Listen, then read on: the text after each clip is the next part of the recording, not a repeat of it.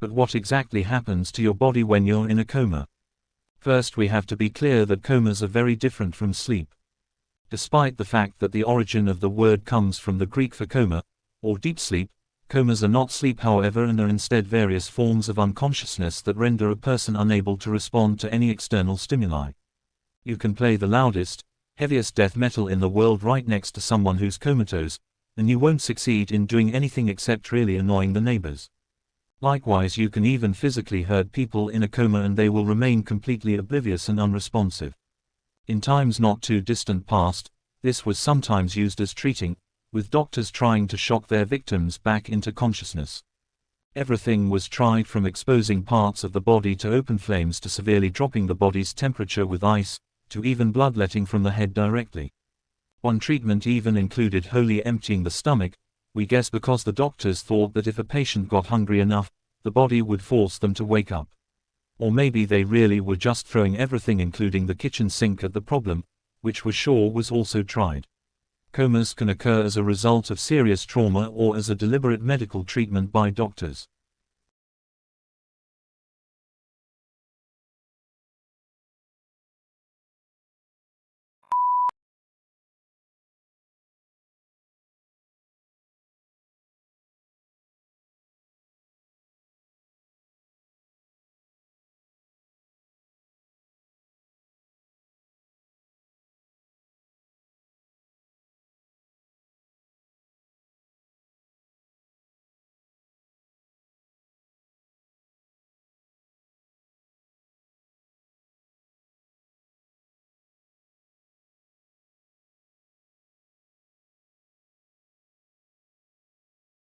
The major currency of our reward system is dopamine, an important chemical or neurotransmitter. There are many dopamine receptors in the forebrain, but they're not evenly distributed. Certain areas contain dense clusters of receptors, and these dopamine hotspots are a part of our reward system. Drugs like alcohol, nicotine, or heroin send dopamine into overdrive, leading some people to constantly seek that high, in other words, to be addicted. Sugar also causes dopamine to be released, though not as violently as drugs. And sugar is rare among dopamine-inducing foods. Broccoli, for example, has no effect, which probably explains why it's so hard to get kids to eat their veggies. Speaking of healthy foods, let's say you're hungry and decide to eat a balanced meal. You do, and dopamine levels spike in the reward system hotspots. But if you eat that same dish many days in a row, dopamine levels will spike less and less, eventually leveling out. That's because when it comes to food, the brain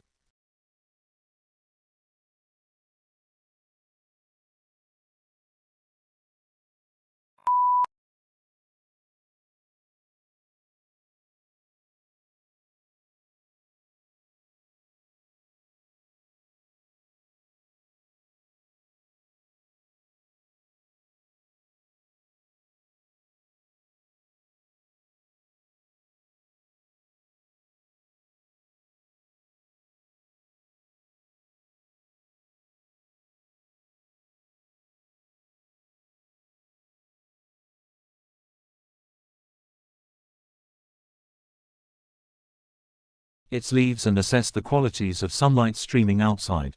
Observing the timing of biological events in relation to changes in season and climate is called phenology. When you notice the daffodil buds are poking through the snow and think spring is on its way, you're using phenology. When you see leaves turn from green to red, and watch migrating birds fly past, and realize that summer is over, autumn is here, you're using phenology. Literally meaning, the science of appearance, phenology comes from the Greek words, pheno, to show or appear, and logos, to study. Humans have relied on phenology since the time of hunters and gatherers. We've watched changes in seasons to know when to plant and harvest food and when to track migrating animals. Scientists observe and document seasonal changes in nature and look for patterns in the timing of seasonal events. Timing of these natural signs has remained consistent until recently. Increasing global temperature is causing rhythms of nature to shift. Bud burst, the day when a tree or plant's leaf or flower buds open, is occurring earlier in the year for some species.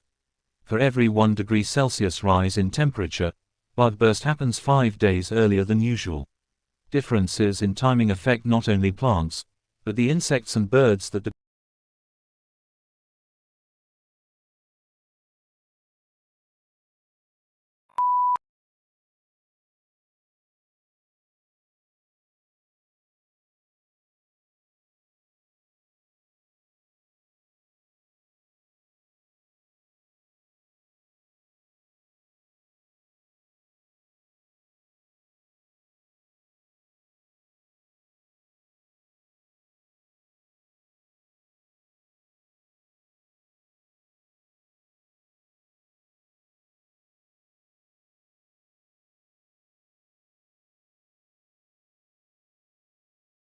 Machiavelli lived from 1469 to 1527. The philosopher Bertrand Russell referred to Machiavelli's most well-known book, The Prince, as a gangster's handbook. And while there's no doubt that certain people have read and used it as such, I think that if we put it into the context of when it was written, which was Italy, especially Florence, in the 15th and 16th centuries, it will be easier to judge Machiavelli's reasons for writing it. Now, the Italy of that period was made up of a number of city-states, often at war with each other. Add to that threats from foreign powers, especially France, and it was a very unstable and dangerous situation. Machiavelli loved his home city, Florence, and wanted to protect its culture, history and above all independence at all costs. One way to do this was to establish an army of Florentines loyal to the city-state of Florence. Much of Machiavelli's career was taken up with this issue. It must be remembered, though, that he led an active civic life, was deeply into politics, and was an ambassador for Florence. In this way, he got to meet and observe some of the key players of the time and through this came to understand the nature of power and how to hold on to it. The Prince was an attempt to teach Florence the lessons he had learnt.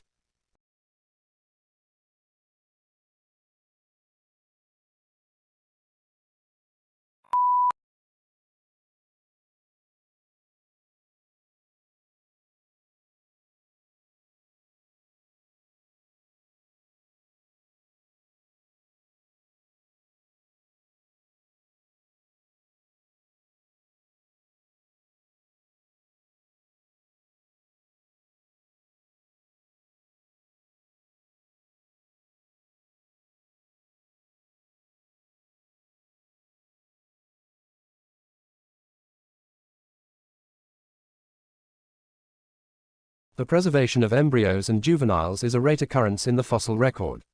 The tiny, delicate skeletons are usually scattered by scavengers or destroyed by weathering before they can be fossilized.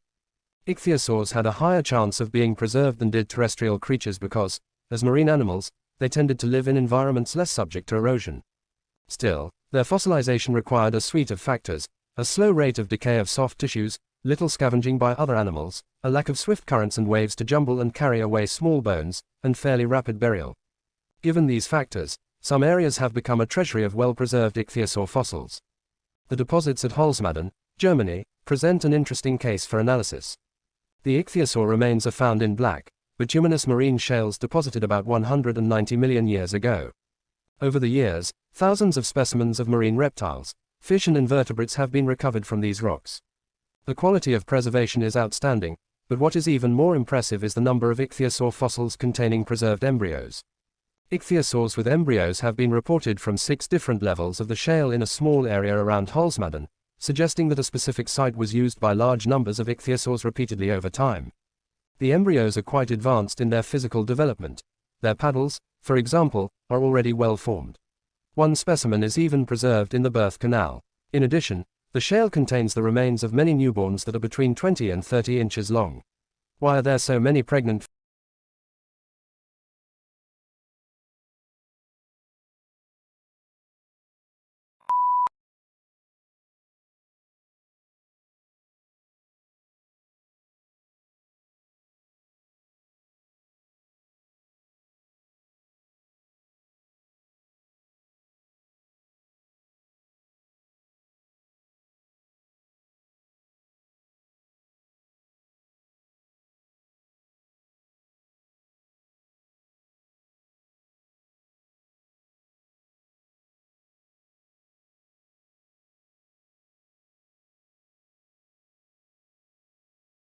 Today I would like to talk about a book in this class.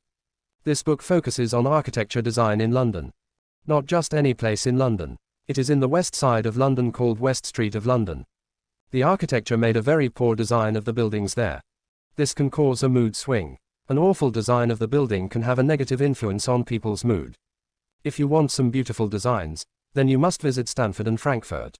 They are good examples of the best architectural designs. Different architects have different perspectives on beauty, which is an arrogant word since is in the eye of the beholder. One can write the out in the play, but how one can design bad and ugly buildings? Well, it is difficult for architects to realize a bad architectural design.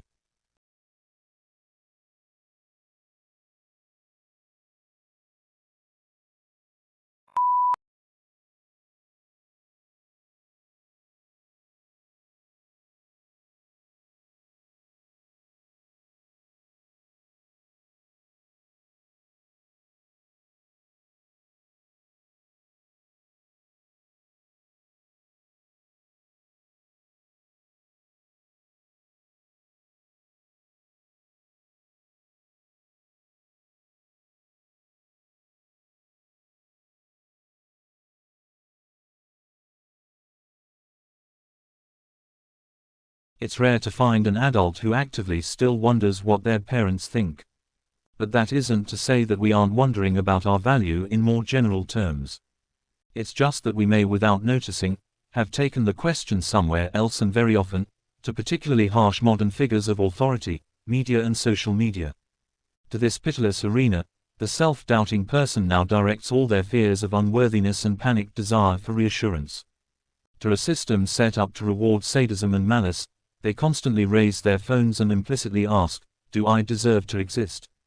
Am okay, am beautiful or respectable enough? And, because social media is built on the troubles of the individual soul, the verdict is never a reliable yes. One is never done with cycles of fear and reassurance seeking. Every time their spirits sink, which is often, the self-doubting sufferer picks up their phone and begs to know whether they have permission to go on. If this might be us, we should grow curious about, and jealous of, people who are free. They are so because someone long ago settled the question of what they were worth, and the answer has seemed solid ever since.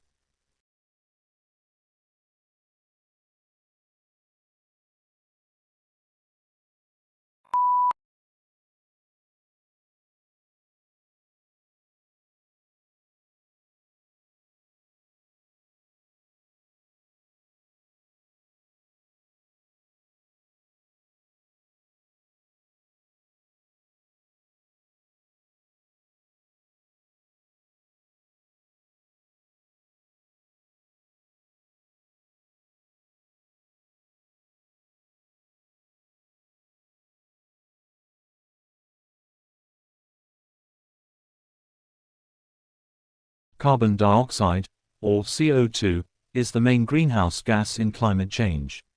So how does CO2 get into our atmosphere? Well, carbon is part of a cycle. It starts with the sun, which heats the Earth's surface with more energy in 1 hour than the whole world uses in a year. Plants, which are kind of like biological chefs, take that sunlight, and then suck in some CO2 from the air, mix them together, and bam! They create a stored form of energy, in the form of carbohydrates such as glucose and sucrose. The process is called photosynthesis. When animals like us eat those plants, our stomachs convert that food back into energy for our own growth. Greenhouse gases are a byproduct of this process, and are released through waste. If those plants die, they decompose, and tiny microorganisms break down those carbohydrates and again, release greenhouse gases as a byproduct. As you see, energy originates from the sun. It is then transferred as it moves through the food chain. But sometimes, carbon-based organisms like plants or animals get stuck in the earth. When this happens, they're compressed under tons of pressure, and turned into carbon-based fossil fuels like oil, coal or natural gas.